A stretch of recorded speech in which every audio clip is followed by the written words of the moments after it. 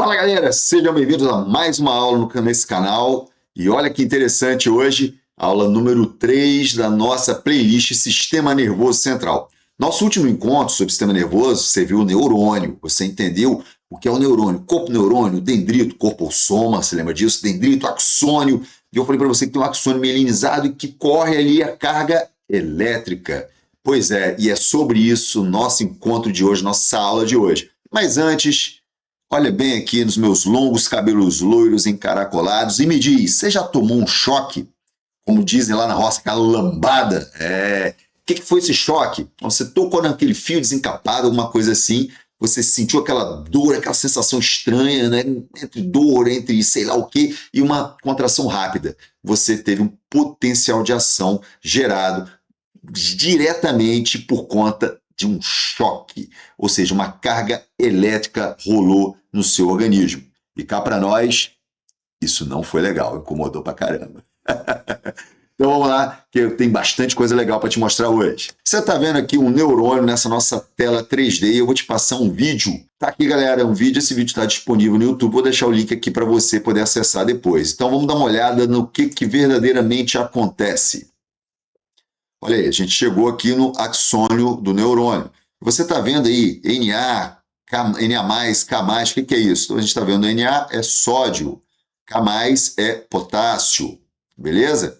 E ó, carga positiva, dei um pause aqui, ó, carga positiva fora, carga negativa dentro, beleza? Tem mais íons positivos fora do que dentro.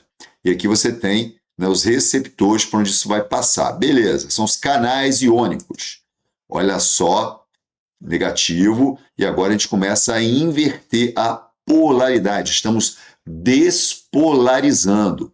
E olha só, esse círculo aqui demonstra onde está a despolarização. Percebam que tal qual que você entende como, né, o disparo elétrico, a passagem da carga elétrica, você vai ver representado aqui por esse círculo. Olha lá. E ocorrem as trocas, está ocorrendo as trocas de íons. Entra sódio, sai potássio, ó, mais sódio, ó, e vai. Essa despolarização está correndo. Aqui está indo bem devagar, porque a ideia é ser didático. Joia? Beleza. O que você viu então nesse jogo aqui? Você viu como a despolarização ela vai correr. Então o que acontece? Esses íons eles vão, né, trocando de posição e vão levando o disparo elétrico. Quando eu tenho, isso é muito importante, quando eu tenho uma bainha de mielina, eu não vou ter fuga, eu não vou ter perda. Isso é muito importante de íons. Por isso que ela vai passar muito mais rapidamente. Diz até que é o impulso saltatório. Você vai ter uma carga elétrica maior. Elisaldo, eu verdadeiramente não consegui visualizar isso. Esquece isso. Imagina que você está numa sala de aula comigo e eu chamo você e mais 3 colegas e coloco vocês ombro a ombro, né? Então, 5 pessoas, 4 pessoas, 5 pessoas, ombro a ombro, e eu quero empurrar a última pessoa.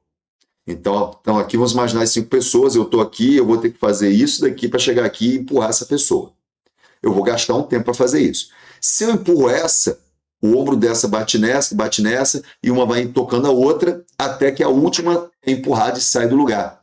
O que eu tenho ali? Eu tenho uma energia cinética no corpo de cada um, na massa de cada um. Está todo mundo parado, estão em inércia. Eu uso uma força para quebrar a inércia do primeiro. Essa força vai passar para o segundo, vai passar para o terceiro e vai chegar no último. Como o último não tem ninguém do lado, ele tende a sair do lugar.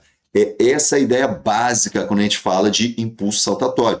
Eu consigo usar a energia cinética de um para o outro. Então, eu consigo usar a energia que está colocada ali, os íons que estão colocados ali, para fazer esse negócio passar à frente. E olha só como é que isso é interessante. Você faz isso o tempo todo. O tempo todo. Muito bacana isso. Todas as transmissões elétricas vão acontecer através desse sistema. Beleza, você entendeu então que é um jogo de íons e esses íons têm cargas positivas. Sódio e potássio têm cargas positivas, só que o sódio é mais carregado positivamente que o elétron, beleza? Que o elétron, que o potássio. O elétron está ali, mas é um papo para outro dia quando a gente for falar de radicais livres de oxigênio, esse elétron desemparelhado, mas é um outro papo, um outro dia, não é para hoje. Então, vamos seguir firme aqui, para a gente vai agora. Deixa eu dividir aqui com você a minha tela. Opa! Presta atenção. esse vídeo aqui, ele é um vídeo feito por mim, já está há um tempo no canal. Eu vou deixar para você na descrição o link desse vídeo. Eu vou usar ele aqui sem áudio para eu ir explicando para você o que está acontecendo. Então vamos lá, galera. Olha só, o que você está vendo aqui. Isso é uma aula de 27 minutos. Então você está vendo aqui a carga positiva fora, que você já sabe o que é, a carga negativa dentro. Você está vendo aqui ó, o mouse rodando ali, explicando. Tem dois mouses, né, que é o meu de hoje e aquele que eu usei no dia. E aqui eu estava explicando sobre o corpo, sobre o axônio e essa carga positiva. Então aqui eu tenho um neurônio em repouso. Em repouso, ele não está ali disparando nenhuma carga elétrica, ele está tranquilão ali, joia? Então, ali eu estou falando do núcleo, papapá. Eu te recomendo muito que assista essa aula, porque eu explico bastante coisa interessante que vai ser legal para você. Eu vou colocar ela nessa playlist. Aqui você está vendo novamente, né, carga de potássio interna, carga de sódio externa, bonitinho ali, e a membrana aqui ao centro, nesse azul mais claro. Então ali a gente está vendo a presença dos íons. Lembra? Esses íons são extremamente necessários para que a gente possa gerar a despolarização. Quando a gente for estudar músculo, eu vou te falar um pouco sobre isso também. Aí no músculo tem uma outra jogada, que é a organização dos túbulos T e das cisternas terminais, porque aí entra um outro camarada muito importante, que é o cálcio. Mas hoje a gente vai ficar aqui em sódio e potássio. Beleza? Vamos à frente. Deixa eu ir à frente aqui com você para a gente poder ganhar tempo. Opa! Aqui a ideia do potencial de ação novamente e a ideia de troca. A gente vai falar também, olha só, potencial de repouso, despolarização, repolarização e volta ao potencial de repouso. Vamos entender isso aqui em voltagens. Deixa eu adiantar aqui. Aí, agora sim, olha só, o que você está vendo aqui? Deixa eu pausar aqui. Então aqui a gente tem o que seria a ideia de tempo, lembrando que isso aqui é tudo em milissegundos, e a ideia de voltagem, de carga elétrica. A célula, o neurônio está em aproximadamente menos 70. Pô, 70 negativo? Sim. E ele vai chegar a mais 30, 30 positivo. Então isso é uma despolarização. Essa é uma linha de repouso. Se você olhar aqui à frente, tem uma linha de repouso, fala assim que está mais baixa. Você vai entender uma a uma, porque vamos separando. Então vamos lá. O que está acontecendo aqui? Você está aqui em repouso, o neurônio está em repouso, não houve nenhum disparo elétrico ainda, está tudo funcionando normalmente aqui, ele não está recebendo nenhuma carga elétrica, então não está disparando, não está ocorrendo nenhuma sinapse, nenhuma troca de informações. E aqui eu estava mostrando as linhas, eu vou mostrar uma a uma conforme for acontecendo as coisas. Deixa eu dar mais uma adiantada aqui para você ganhar tempo. Cadê? Aí. Beleza. Então aqui você está vendo representado o potencial de repouso, que representa menos 70. Quando o estímulo ele começa, ó, os canais de sódio controlados por ligante. Então o ligante é um receptor. Então agora o sódio começou a aparecer ali e eles começaram a ser ativados. Então já tem uma pequena mudança elétrica. Só que o que acontece? Sabe aquele, como é que fala? Montanha-russa. Montanha-russa. Pensa comigo. Você está nela e vai subindo devagar. Vai subindo devagar. É exatamente essa linha aí dos canais controlados por ligante. Então existe uma eletricidade, né, puxando o motor para você subir. Quando você chega a uma determinada altura, o que acontece? Você desce e a velocidade vai lá em cima. Ela praticamente explode numa velocidade de descida violentíssima, que é a adrenalina de quem curte. Eu não curto isso não, tá? Mas tem gente que curte. Então, é a adrenalina dessa descida. É a mesma ideia aqui. Então, esse sódio ele vai chegando, vai se conectando aos ligantes. Olha que interessante isso. Até que ele vai ativar a parte, os receptores sensíveis à voltagem. E aí você tem a explosão da despolarização. E aí você subiu aqui de menos 70 para menos 60, menos 50, de repente você bate lá em mais 30, porque você ativou os canais de cálcio controlados por voltagem. É aquela história, o cálcio veio subindo, até que chegou um ponto que ele ligou esses canais aí ativados por voltagem. E aí, pum, abre e vai entrar muito sódio ali. E na entrada desse sódio você tem a despolarização. E aí ele vai disparar. Se for músculo, vai contrair. Se for uma glândula lacrimal, vai lacrimejar. Se for uma glândula salivar, vai liberar saliva. Se for hepatócito, vai liberar a substância que ele tem que liberar. Se for uma célula beta do seu pâncreas, vai despolarizar, vai liberar quem? Vai liberar insulina. Você deu vários exemplos, exatamente o que está acontecendo. Porque isso daqui eu estou falando de neurônio, isso vai acontecer em outras células também. E aí, poxa, explodiu, resolveu isso. Agora é hora de abrir quem? Os canais de potássio, eles vão se abrir e a gente vai para a hiperpolarização. Quer dizer que vai cair abaixo dos menos 70, vai lá para menos 90, menos 90 e pouco. E aí eu tenho que reequilibrar isso. Para eu reequilibrar isso, vou precisar de quem? Da bomba sódio-potássio, que eu já vou te mostrar aqui como é que a bomba sódio-potássio trabalha. E aí a gente vai ter o quê? O retorno para a condição de repouso. Então, galera, esse vídeo é bem completo, recomendo muito que vocês assistam para você poder entender direitinho. Vou até adiantar ele aqui um pouquinho. Pronto. Agora, o que acontece? Vou dar um pause aqui. Os canais de potássio se fecham e a bomba de sódio e potássio começa a atuar. E essa bomba de sódio e potássio vai gerar o equilíbrio, a gente vai voltar para a condição anterior de repouso. Vou te mostrar a bomba de sódio e potássio para ficar mais fácil. Essa bomba de sódio e potássio ela é extremamente importante para poder reequilibrar a quantidade de íons e sem ela, realmente a célula voltar ao seu estado de repouso. Lembra, a despolarização ela é necessária e, logicamente, a repolarização também é necessária. Vamos dar uma olhada aqui nessa bomba de sódio e potássio. Na tela. Deixa eu dar um play aqui para você e eu vou explicando para você. Então, olha só, ela é um complexo que está ali dentro, ela é uma proteína integral. O que é uma proteína integral, Elisaldo? É uma proteína que está passando por toda a membrana, uma parte externa, uma parte interna, ou seja, uma parte no espaço extracelular, uma parte no espaço intracelular. Vamos embora. Então, ela vai tracionar, olha isso, as moléculas de sódio. Ela vai precisar de um ATP, olha aqui, adenosina trifosfato. Ela vai então ser fosforilada, ficou com fosfato. E agora sim ela vai translocar, colocar para fora esse sódio e captar o potássio. Joia, o sódio está sendo jogado para fora, por isso que é a bomba sódio-potássio. E agora ela vai tracionar 2 potássios para jogar lá dentro. Pá, fechou. Vamos lá. Aí. E agora sim, esse potássio vai para o espaço intracelular. Joia? Então, com isso, a gente consegue entender como o equilíbrio dos íons vai fazer com que o nosso organismo volte, né, volte para a polarização adequada. E olha só, aqui a gente está sendo didático, você está vendo uma só, mas não é uma só. São centenas, são milhares que tem dentro, né, estão colocados ali no seu citoplasma fazendo isso o tempo todo.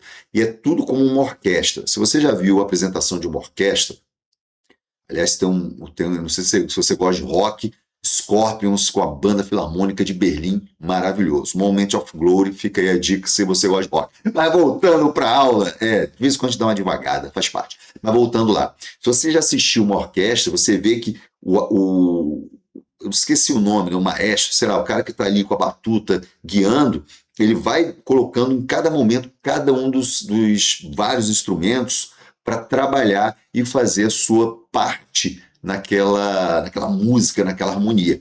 E é exatamente isso que acontece. Então você tem a despolarização, você precisa dos canais de sódio ativados por ligante, eles vão iniciar, vão dar aquele start, que é a ideia da montanha-russa, chegou lá no alto, começa a cair, vai ativar os canais de sódio sensíveis à voltagem, e aí a gente tem o disparo, a gente vai sair de menos 70, vai parar em mais 30. Fez a despolarização, fez ali a sinapse, enviou a informação, contraiu o músculo, liberou a lágrima, liberou, sei lá, o suco gástrico, depende de qual célula que está sofrendo a despolarização. Isso aconteceu, eu preciso voltar com essa célula para um estado normal. Então eu vou ter o fechamento desses canais, vai abrir canal de potássio, a gente vai hiperpolarizar, então vai descer para não só menos 70, vai de repente a menos 80, menos 90, e aí a bomba de sódio e potássio entra trabalhando, reequilibrando para a gente voltar aos menos 70, que é o estado de repouso. Isso acontece no seu corpo o dia todo, o tempo todo. Por isso que os íons, né, de sódio, potássio, micronutrientes de modo geral, vitaminas são cofatores. Então, esses micronutrientes são extremamente importantes para a manutenção da nossa fisiologia normal, galera. Beleza? Então vamos lá, vamos no foco aqui para a gente já estar chegando no finalzinho desse encontro. Beleza. E aí, pensando no neurônio. Então, quando esse neurônio ele tem essa despolarização, ele vai liberar alguns dos seus neurotransmissores. Então vamos lá, galera. Você tem o corpo do neurônio, soma dos dendritos. Chegou ali uma informação, vai ser processado no soma no corpo, vai correr pelo axônio e lá no final você vai ter a liberação. O que acontece? Essa ativação eletroquímica vai fazer com que as vesículas se desloquem para o botão sináptico e ali na fenda sináptica elas vão se abrir liberando o seu neurotransmissor. E quais são os neurotransmissores? Se eu falo em músculo, eu estou falando de acetilcolina. Se eu falo de sistema nervoso central, tem vários. Eu posso estar liberando serotonina, dopamina, GABA, que é um importante inibidor, que é o ácido amino gama butírico. Então, vários e vários neurotransmissores vão estar sendo liberados de acordo com a necessidade, de acordo com a área do sistema nervoso que está sendo ativada, de acordo com a situação. A situação de recompensa, dopamina. Hoje está na moda falar da dopamina barata, aquela coisa toda. Você está na busca da dopamina. Nada mais é do que um sistema de recompensa. Isso é necessário. Então, quando você está estudando matemática, por exemplo, Deus que me livre, não curto matemática, mas eu sei que é necessário. E aí você está lá fazendo uma equação e você acerta aquela sensação de caramba, eu consegui, aquela recompensa, não recebeu nada, mas a sensação de que você ganhou, que deu certo, isso libera dopamina. O cara que está lá numa corrida de carro, de moto, o cara que está lutando, que está vencendo uma luta, dopamina, galera. Dopamina é essa recompensa. Então, são vários neurotransmissores que podem ser liberados. Tudo depende do tipo de neurônio, a área cerebral e o que está sendo feito, o que está acontecendo. Aqui, para você dar uma olhada, você está vendo aqui uma sinapse. Então, aqui ó, é a fenda sináptica, o local onde vai passar, né, o nosso impulso eletroquímico. Então, ó, carga elétrica e aqui é a liberação das vesículas, liberando o neurotransmissor que tem que entrar ali. Isso é muito bacana, né, galera? Você vê os neurotransmissores, é legal. Agora, pensa comigo aqui num caso clínico. Vamos pensar na utilização de uma anestesia local, uma lidocaína. O que a lidocaína vai fazer? O que ela vai fazer? Ela vai bloquear os canais de cálcio dependentes de voltagem. Então, não tem o quê? Despolarização. Então, se é um neurônio que vai passar uma sensação de dor, a lidocaína bloqueia isso. Que seria anestesia que, por exemplo, o dentista vai colocar para você. Acredito que seja lidocaína. Se tiver algum dentista aí, escreve aqui no comentário se eu falei o anestésico certo. Se for outro, por favor, não é lidocaína, Elisaldo, é tal. Fica à vontade, ninguém é dono de conhecimento e aqui é um lugar que a gente vai compartilhar esse conhecimento. Então, vamos imaginar que seja lidocaína. O dentista vai tocar, vai achar ali a raiz, né, pela anatomia, da onde ele quer anestesiar e vai lançar ali a lidocaína. Então, vai haver um bloqueio dos canais de sódio dependentes de voltagem, voltagem dependente. E o que vai acontecer? Não tem despolarização. Por isso que você não sente dor, graças à lidocaína. Então, primeiro caso clínico para você poder visualizar o que a gente estudou hoje. Situação 2, Botox, né, que é a nossa... Como é que eu vou dizer para você? Como é que é o nome? Peraí. Lembrei. Toxina botulínica, que é o famoso Botox. O que acontece? Ele vai bloquear também a passagem do cálcio, ou seja, não vai ativar a musculatura. Então, passagem de cálcio que vai impedir quem seja liberado? Acetilcolina. Então, a musculatura não recebe acetilcolina, automaticamente ela paralisa. Ela não funciona, ela não se contrai. E aí você diminui aquelas rugas de expressão, dependendo ali. Novamente, se for você que é da área de estética, pode escrever aqui nos comentários, colocar mais informações. Estou passando por cima. Agora, lembra, a toxina botulínica em grandes quantidades ela leva parada respiratória, então ela pode matar. Mas em doses adequadas ela é utilizada para bloquear a passagem de acetilcolina, beleza? E mais um caso para a gente fechar aqui o pensamento é a ideia da dopamina. Então vamos lá, no mal de Parkinson, uma doença onde os neurônios que liberam dopamina numa área chamada substância negra, nos livros de antigamente veio como substância negra, hoje substância negra, esses neurônios morrem e não liberam mais dopamina. A dopamina é um fator de controle, de inibição do movimento. Na falta de dopamina, os movimentos ficam mais duros, mais rígidos, mais trêmulos, e isso prejudica demais. A medicação chamada L-Dopa, L-Dopa, acho que é isso mesmo. Se estiver errado, alguém me corrija. L-Dopa vai ultrapassar a barreira hematocefálica. E a L-Dopa é um precursor de dopamina, então ela visa minimizar os problemas da falta de dopamina, galera. Joia? E com isso a gente está encerrando o nosso encontro de hoje. Espero que você tenha gostado. Não esquece de curtir, compartilhar. Eu vou deixar aqui embaixo o link da aula, né, que fala sobre a despolarização, ou então aprofundo mais, uma aula de uns 37 minutos. Vale a pena você assistir.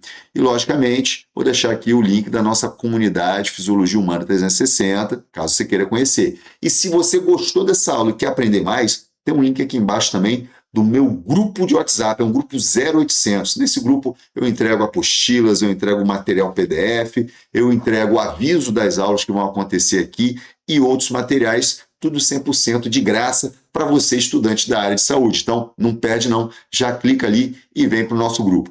Valeu, galera? Então, por hoje é isso aí. Grande abraço para o Sr. Elisaldo e até o nosso próximo vídeo. Valeu! Fui!